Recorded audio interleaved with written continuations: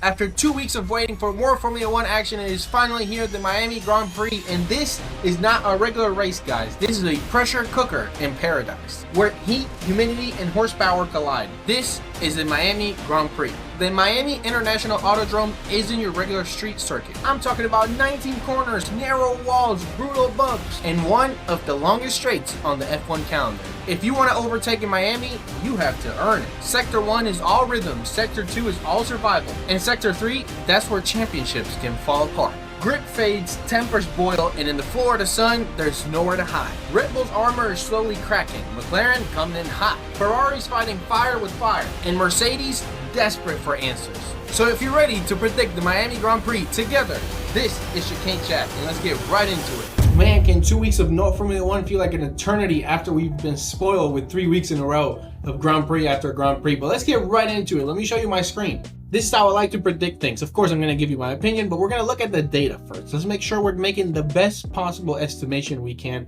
before we go all crazy on it. So I got it pulled up. Keep in mind that for weather, I'm recording this video over a week before this actual race. So it might change, but let's make a good estimation. It says that historically it's going to be about 83 degrees Fahrenheit, which equals to, before you start complaining, it equals to 28.3 degrees Celsius. This is for the afternoon on May 4th. Remember, the race is going to be at 4 p.m. So for Florida weather, this is not too hot. This is actually pretty good. As you can see right here, we're actually not expecting rain, only 10% chance. So I'm not even going to account for rain. Wind is nothing crazy. Humidity pretty high. It's Florida, guys. It's gonna be hot. But let's check real quick the afternoon on the 3rd, because we got qualifying on the 3rd. There is a 38% chance of rain, but it's showing a 0.01 inches of rain, so I'm not going to account much for that. But it is going to be very humid for that qualifying. Pretty much about the same weather, 82 degrees, 83 degrees. It's going to be a hot Florida day, but nothing blazing hot. The next thing we always do is we go on the Ferrari website and we're going to check out our circuit. Interesting thing, they still have Carlos Sainz on this. It's about time you guys update this. All right, we got a racetrack. As you can see, Miami is a tricky one. A lot of people don't like this circuit. I understand why, but I personally like it. A lot of people complain about the fake marina, which is kind of corny. If you don't know what I'm talking about, let me put a picture up in screen so you can see what I'm talking about. Yeah, pretty dumb. But the circuit itself is not too bad, and I like a circuit with bad conditions. I like when it's hot or when it's rainy. I think this makes the drivers use 100% of their potential. So let's talk about the sectors. We got Sector 1, which is the one with the most curves, but pretty open curves, good for overtaking, but nothing crazy. I think the most overtakes we're going to see is around this area right here in Sector 3, and perhaps at the end of the straight. We have the longest straight on the calendar, 0.8 miles long or 1.28 kilometers long.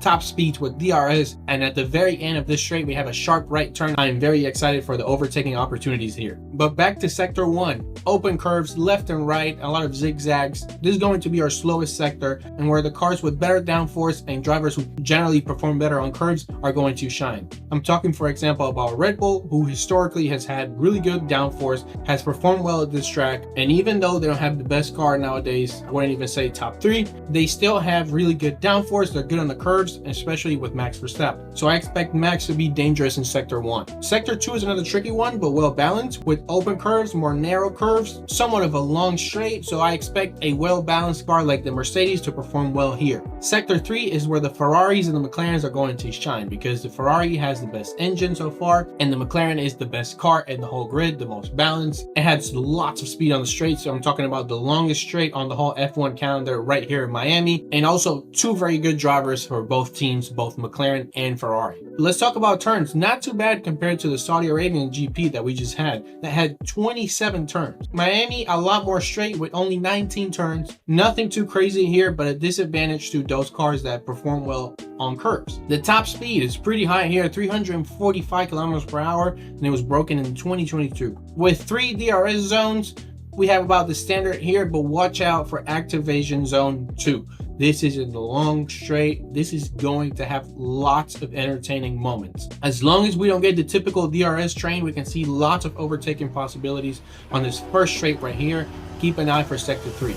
But if you've been watching these predictions, you know what's next. Let's go to the Wikipedia page, and we're not reading any of this. You already know it. We're just looking at this. We want to know the history. Who's won this before? Because of course, I'm going to give a little extra credit to those drivers when it comes to ranking them. We're talking about Max Verstappen winning it in 2022 and 2023, and Lando Norris in 2024.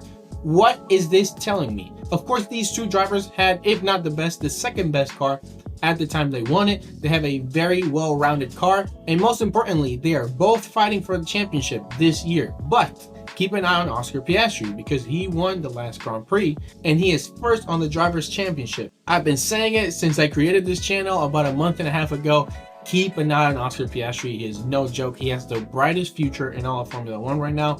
If you exclude Kimi Antonelli, who's still young, we have to see his progress, but I think Kimi also has really good chances up there with Oscar.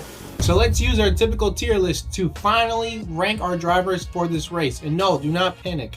This is what we had for the Jeddah Grand Prix. Take a look because it's going to look slightly different for this one. Let's do the usual. Let's put all of our rookies at the bottom and then start ranking them first. All right, here we go. We have Bortoleto, Hadjar, Behrman, Lawson, Antonelli, and Doohan all at the bottom. And we have to start sorting these guys. What are we going to do? We're going to consult the good old driver standings because so far a lot of these guys haven't scored points yet. We're talking about the 4 guys who haven't scored points so far this year are all rookies: Bortoleto, Doohan, Lawson, and Fernando Alonso. So of course Lawson, Doohan, and Bortoleto are going to stay towards the bottom in my rankings, whether I like them or not. I know they have the least probabilities of scoring high points. So let's move everyone else just one step higher. And now we got to figure out who is going to be our P20 for Miami. And I think when it comes to Miami, machinery matters a lot. And even though Gabriel Bortoleto is, I think, a driver with a great future, right now he is on the worst car on the grid. So I'm going to put him in P20 so far, but we're going to rearrange things later. So let's start by putting Kimi in between P8 to P10. I may move him a little higher later, but for now he's good here. All right, let's see who I think out of these rookies will perform the best now. I think Isaac Hadjar has machinery and is a good driver. He could very well end up between P11 and P13. Ollie Behrman has been performing really well too. Let's move him up at least one step over here. Jack Doohan, I don't think so. I don't think he's going to get higher than P17, but Liam Lawson might, because keep in mind, he is in a racing bull. He's driving a pretty good car compared to somebody like Bortoleto. But the Haas has been performing really well lately, and I think Ollie Behrman can outperform Liam Lawson at the Miami GP. I honestly think that Ollie Behrman so far has been a better driver with slightly worse car, but better driver. Let's go with who else I think will not perform too well at the Miami Grand Prix. I'm talking about Nico Hülkenberg. He doesn't have the car, and I don't think he's driving too well lately. And Lance Stroll, he had a good beginning of the season, but lately he hasn't been performing well. So I'm going to put Lance in P17 for now. He's probably going to end up moving up a little bit, but for now, P17. Next up, Fernando Alonso. Same machinery as Lance Stroll, but obviously a much better driver with much more experience. This season has probably been his worst season so far, but Fernando is Fernando. He's a good driver. I'm going to put him in P13. I think that's a good average for Fernando this year. I honestly think that at the Miami Grand Prix, Pierre Gasly can be between P8 and P10, so I'm going to place him here with Kimi Antonelli. Next up, Esteban Ocon. This is my midfielder every single time. I think Esteban is a pretty good driver with a pretty good car. He's not excellent, but he's not bad at all. Do I think he's going to outperform his teammate, Ollie Behrman? Yes, I think he will. So let's put Esteban Ocon in P12 and bring back Ollie Behrman to P14. Next up, the Red Bull second driver, and don't get fooled by his outfit. That's an old picture. Yuki Tsunoda is a great driver, and he showed us how good he is because that second Red Bull seat is no joke.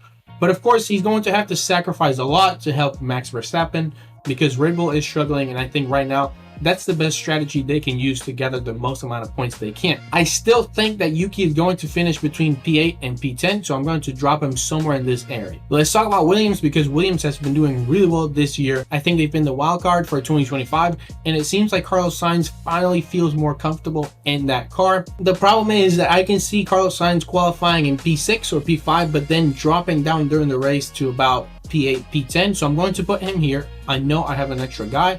We're going to fix this later. And I can definitely see Alex Albon too in this area, P11, P13. Once again, we have an extra guy, so let's fix it. If I had to drop one of these guys right here, who am I dropping? Unfortunately, because I like this driver a lot, I'm going to drop Fernando Alonso to P14. I think this year, the Aston Martin is just not performing. I think Adrian Newey might just be working really hard on the 2026 car and completely ignoring this car. That's what the rumors have been saying. And I honestly think that Fernando hasn't been taking it too seriously this year because he's waiting for 2026. He has a contract until 2026. So I'm going to put Fernando in P14, then move Alex Albon to P11 and drop Isaac Hadjar to P13 with Esteban Ocon in P12. Now for the P8 through P10 area, who is getting promoted? This is where I've been placing my bets lately and it's worked. I am promoting Kimi Antonelli. Kimi Antonelli has outperformed all of my expectations this year every single time. So I think if any one of these guys has to get promoted, even though he lacks the experience,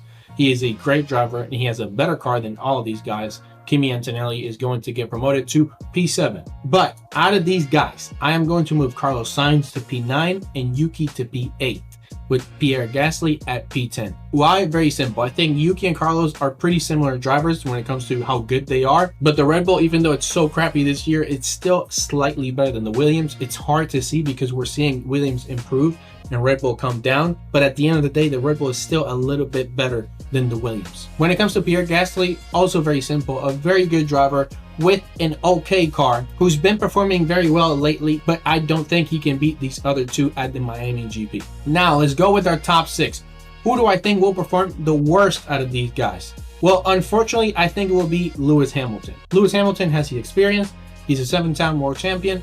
He has a good car, but he's still missing something. He's still not comfortable with that Ferrari, and you can just tell. You can watch his frustration over and over, and it just feels like it's getting worse. So I'm not going to place Lewis any higher than these 5. Next up, George Russell. I think George Russell will be P5 for this race. He might qualify slightly higher and then drop down. I think at another type of track, the Mercedes might be able to beat a lot of these guys at the bottom, but not in Miami. Miami has long straights, and that's going to give Charles Leclerc, who is my P4, a slight advantage over the Mercedes. While the Mercedes is a better, well-rounded car, I think on the straights, Charles Leclerc will perform really well at the Miami Grand Prix, so I'm going to put him in P4. But here we go, once again with the same 3 guys. For the big reveal, my podium prediction for the 2025 Miami Grand Prix is P3 for Max Verstappen. We've only had 3 Miami Grand Prix in the history of Formula 1, and Max has won 2 out of those 3. But he simply doesn't have the car anymore. Do I think that Max is a better driver nowadays than Oscar Piastri and Lando Norris? Yes, he is. But can he beat them with the car he has at the Miami Grand Prix? I don't think so. I may be wrong. Remember, this is just a prediction. But based on the data, I do not think so. Remember, the person who won the Miami Grand Prix last year was Lando Norris, with 2 cars that were actually closer together at this stage last year. The Red Bull then got worse and the McLaren got better. So just based on data and facts, I think the McLaren is going to outperform the Red Bull and beat Max Verstappen. But Verstappen is a great driver and he might win it. You never know. But next up, the big McLaren duel. Who is going to win? I think my winner for the Miami Grand Prix is Oscar Piastri, which leaves Lando Norris in P2. Why? Yes, Lando Norris won it last year, but Lando Norris has been committing lots of mistakes lately in the past 2 races, and it just looks to me like he is lacking confidence. I really hope this 2-week hiatus gave Lando the time to regain that confidence and be ready for the Miami Grand Prix, but it's simply too risky of a gamble for me to just put him on P1. I think so far Oscar has the better cards for this racetrack. So with this, we conclude the 2025 Miami Grand Prix predictions. Let me know your predictions for the podium in the comments right below. I'll be reading every single one of them and answering all the comments like I always do. If you like this video, don't forget to like and subscribe for more videos just like this one. You can click right here to subscribe, and right here there's another video that I created just for you. Go ahead and click on it. Till next time, bye.